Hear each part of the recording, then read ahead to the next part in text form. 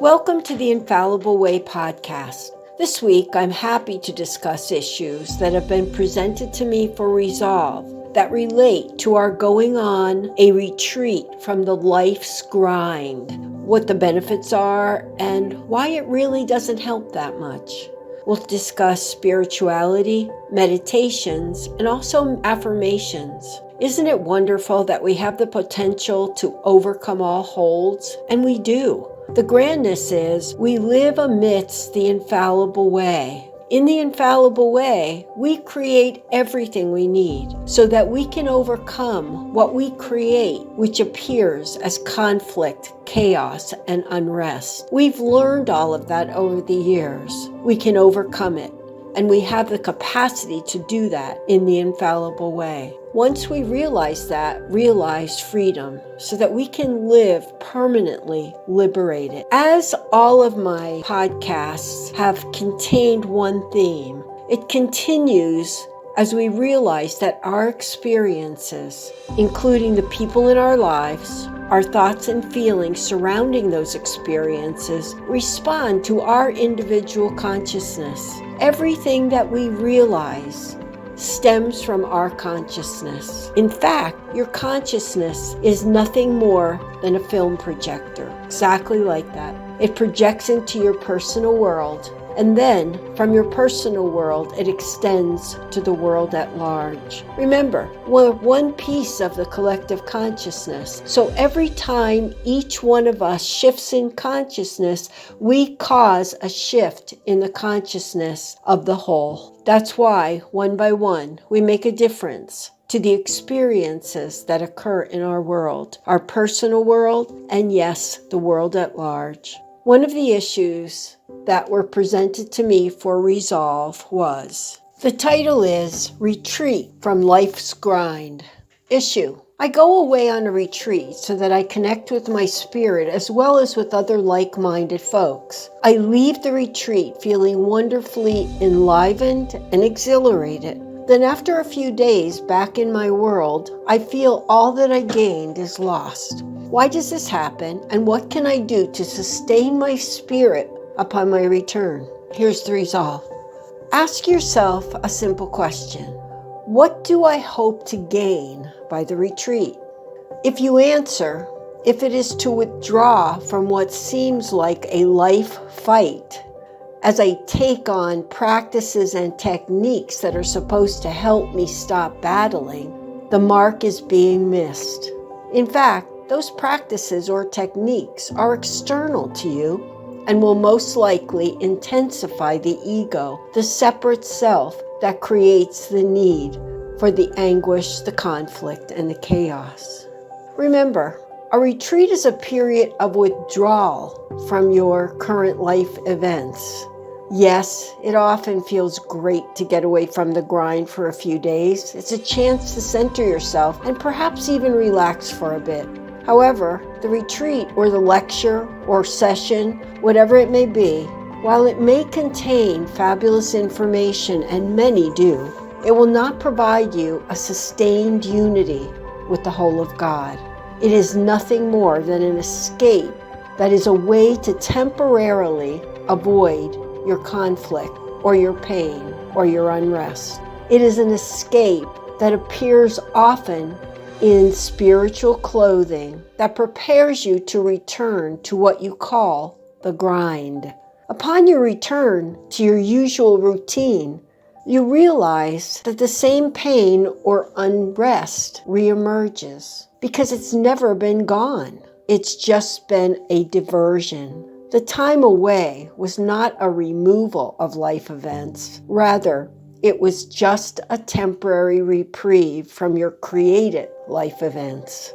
As beautiful as it may seem for the moment, in the long term, it is never sustained.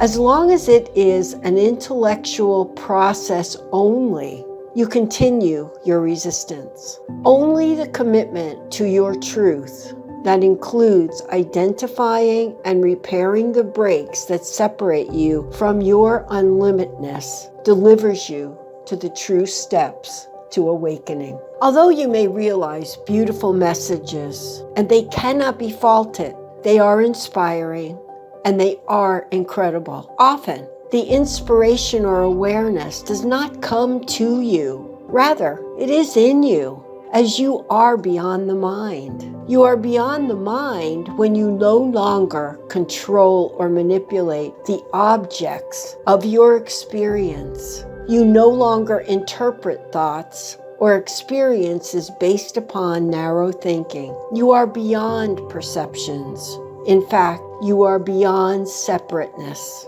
That's beyond the mind. The true retreat is already in you. It is you realizing who and what you are as you unite with the whole of God. That is the living presence that dwells in you, in each of us. It builds on the consciousness of your truth as you project wholeness and abundance, because in essence, that's really what you are. The next title is Spirituality. The issue: I accept that I'm just a human going through a spiritual experience. There may be something missing, something because I am far from joyful, but I desire to be. Here's the resolve. Awakening to truth is not something that occurs by hearing it in church or at lectures or even reading it in books. Learning about truth does not necessarily mean expressing truth. In fact, the expression of truth extends beyond intellectual study. It is beyond the mind. In reality, spirituality is described as the activity of your consciousness of truth that represents the core of you. It is the flickering spark that denotes the essence of your true life, your true potential. In fact, it is your innate potential so that you overcome whatever holds you. It overcoming the breaks caused by mind so that you make this life truly mean all that is meant to be meaning. You are exceedingly more than just human. In fact, instead of accepting yourself as human going through a spiritual experience, stop for a moment and know that you are present as a human to overcome resistance so that you awaken to the grandness of your truth. To accomplish that awakening, this world is a wonderful forum. It's complete with needed experiences that respond to your consciousness. That's what makes it the infallible way. Your projections create the needed experience. As such, Earth is cited as the school for awakening to your truth. It makes you a spiritual being going through life as a human for one purpose. It is the infallible way to your awakening to God uniquely expressing as you. What a wonderful aspect, and that's what we're here to accomplish. Instead of referencing thoughts of who and what you are, you can surrender deeply into the unknown. The unknown is the unlimitedness of God. You softly relax into the awareness of your truth, and that integrates love and wisdom. They're already there. Liberation becomes your permanent expression of consciousness, and all respond and happen spontaneously.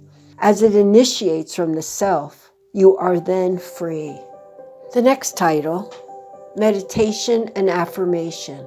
The issue: how do I go beyond the mind? Is that meditation? I do affirmations using certain techniques that I learn, but I'm finding that it doesn't sustain itself.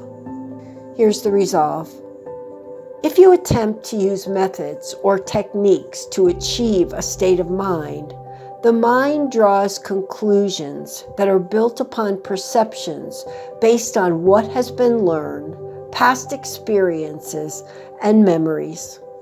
Those states of mind, however, that you try to achieve bring you warped or limited results. True meditation is not on objects, since objects are of the mind. No technique or manipulation is required. You are beyond the resistant mind when you no longer control or manipulate the objects or your experience. You no longer interpret thoughts or experiences based upon narrow thinking. Affirmation, likewise, is a technique only for the mind. It may quiet the mind for a time, but it is not sustainable. You are conscious of which the mind is a part of. That is what you are. You are consciousness. The mind is only a part of that consciousness. Once you identify the breaks that are caused by the mind and you repair them so that you transform that resisting energy that causes the limitations to love, you rise above separation. You go beyond the mind.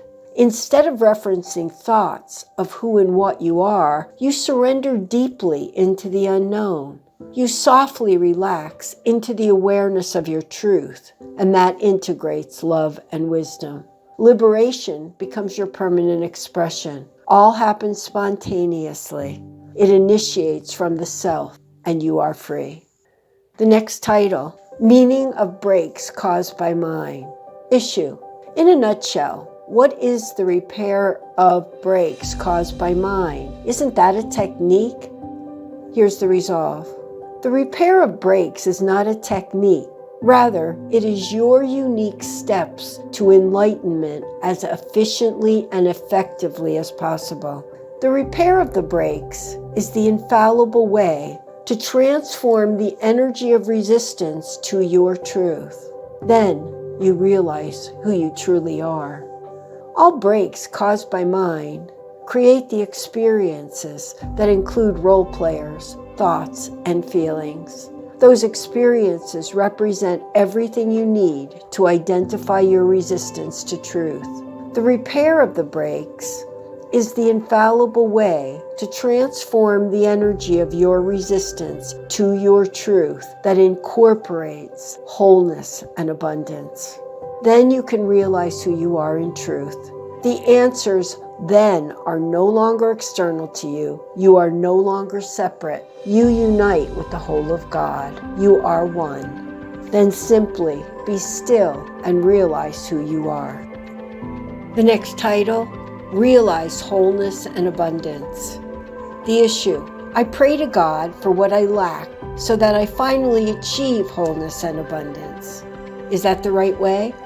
First, there is no right and wrong way.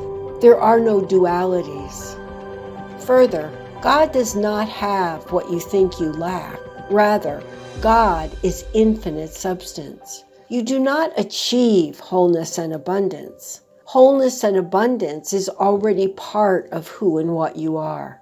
You realize wholeness and abundance by lifting your expression to the consciousness of wholeness and abundance. You need not ask for it.